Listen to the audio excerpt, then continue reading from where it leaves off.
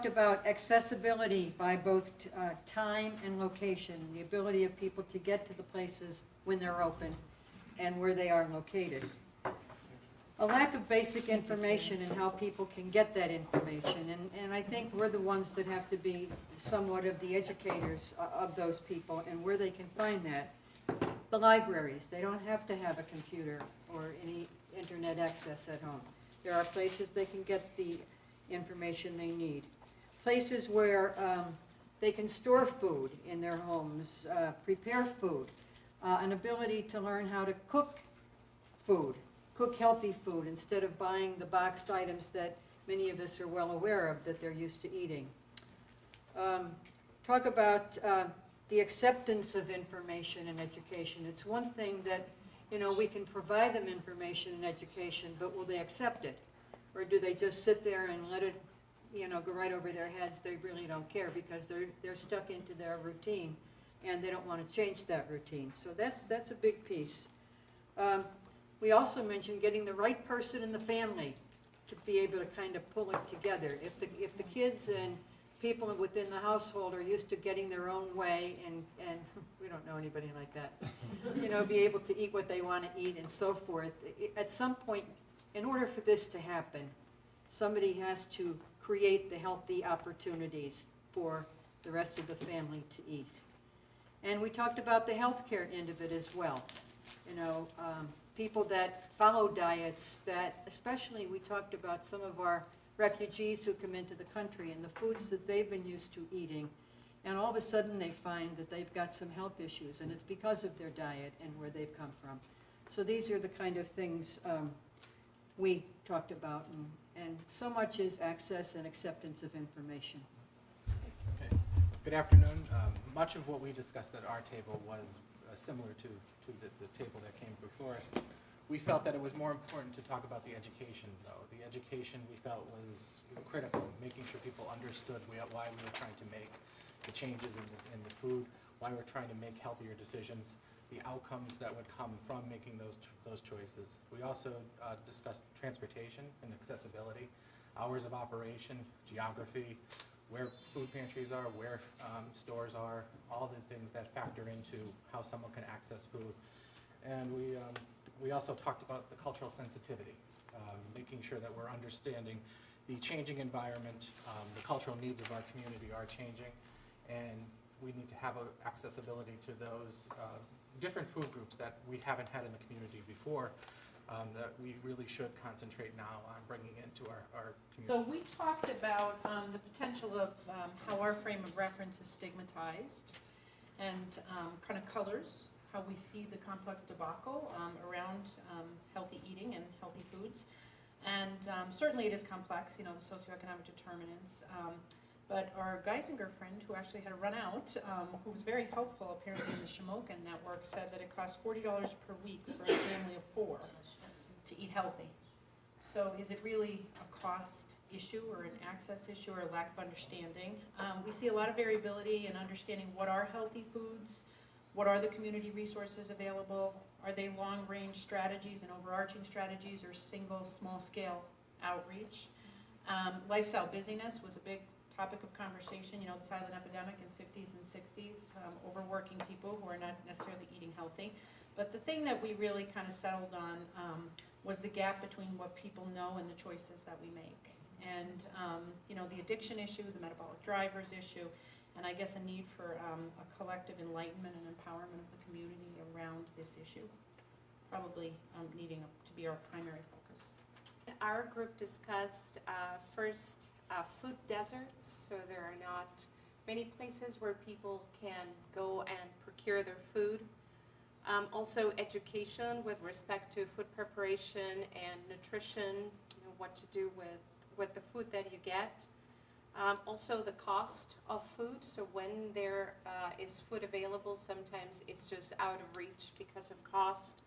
And the last thing that we highlighted was that there are requirements for people to get access to food via food pantries and other organizations, and there are no standardized requirements for folks to go to all of these places, and the lack of knowledge beforehand makes our access to food a little bit more difficult.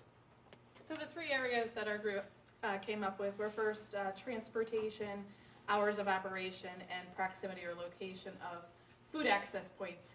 So the difficulties in getting there at a time that they're open, and then having that be close to home or close to work, or along your path of travel.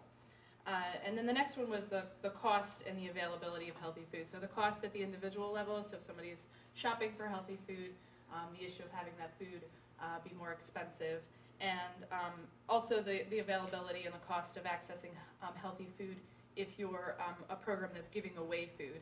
So either being at the mercy of the donor and wanting that to be healthy but it's not, or trying to access that at cost and how expensive that is. And then the third one was food waste and the magnitude of food waste in our food system, and then the corresponding liability if someone was wanting to donate that food versus waste it, and how can we address liability in order to reduce food waste. But how I got engaged with this is, for better or for worse, a lot of times I'm the guy that's getting called at 3 o'clock in the morning to open up the artery of somebody having a heart attack that's never been in the medical system before and didn't know what they're eating and so on. So I've opted to stop or transition somewhat from being the guy throwing the life preserver out there to stop pushing the man up the river further up the road. So what we talked about, some of the things that I think are issues when I look at this are the education and trust. And trust in the people that we're going to be talking about here to engage them in the system that we're talking about, whether it's the healthcare system or the system of obtaining food and so on. I think we need to look at the community leaders, who they respect as a community leader, be it their priest at their church or their leader at their VFW or wherever it is. I think we have to go to those folks and get those folks engaged here to talk to the folks and have an element of trust. If we go out and say, you should eat a piece of salmon and organic vegetables, that's not going to have any resonance with anybody. They're not going to trust what we're talking about. I think we have to go to the folks in a culturally sensitive way, whatever that is, and say, you know what, knowing what you like and what you do, here's how we can make it somewhat better. Are we going to get a completely 180-degree shift in this sort of stuff? Little changes over time, I think, is a big thing. And the other aspect of things is I think we as a medical community need to educate ourselves better and can use this to educate ourselves better, because I frankly don't know what's out there. I don't know your resources. And if I had some education on what those resources are, I think we can use them much more appropriately and direct folks in the right areas. So engagement of those that are not engaged in the medical system, education and trust for those that are interested, that are going and help the healthcare providers know what we can do and who we can refer folks to. The transportation thing I heard is always a headache for office visits. I've heard it from the oncology people, getting folks to come for chemo. I didn't know that there was a transportation system until 2 weeks ago. I didn't know there were bikes in Scranton that you can borrow and drive around at that period of time. So I think we as a medical community will get benefit from a lot of the education here too.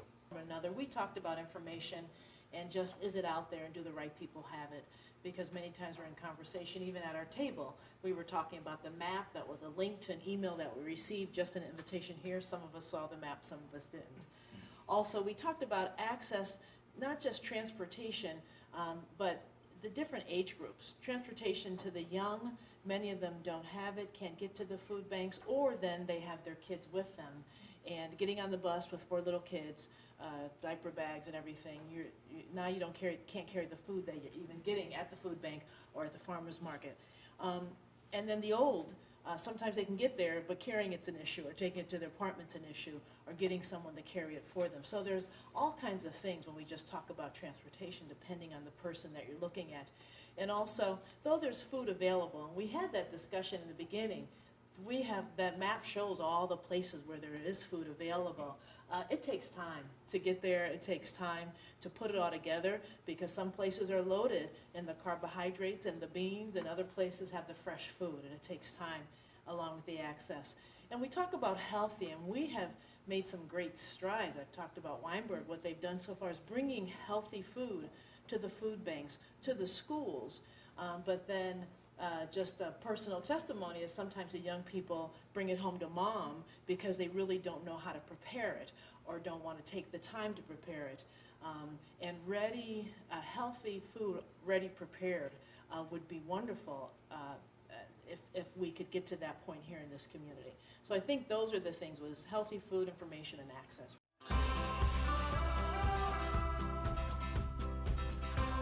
How do you move that into solutions? Is you have the beginning of that collective ability to execute upon those? Because it really is the team, the individual, and the partnerships that really drive those forward. This is all about us figuring out what works and what doesn't, and it's really coming from you. So we're just trying to figure out how to bring everyone together and to do that in the most effective way. So just a couple quick comments. The one thing that resonated really well in all of us as we're walking around the room is there's so much happening and so much good work being done by so many people. And sometimes it's frustrating because you feel like you're running so hard and you're doing so much and there's still such a big job to be done. So part of the reasons we've had Nick come today is to start bringing together a process of how we're going to look at this a little bit differently. So how can we have these conversations and identify the gaps in a collaborative way? How can we keep bringing people to the table so we're not missing something along the way? And how do we start building those solutions that are not just a solution for this particular project, because we know food insecurity is an issue, but we also know transportation is an issue. We know housing is an issue. We know that the opioid epidemic is spiraling out of control. So part of today is not just about food insecurity, but it's how do we as a community start to work together a little bit differently? Because there's a lot of good stuff happening, but how do we get to that next place? And at the end of it is hope. I can't tell you how many times as we work people through processes, they take that step back and go, oh, now I get it, now I can see the light. Because there are some days you do not see the light at the end of the tunnel. And you feel like no matter what you do, it's never enough. So together, I think we can share the load. Together, we can look for collective solutions. And together, I do firmly believe that we will find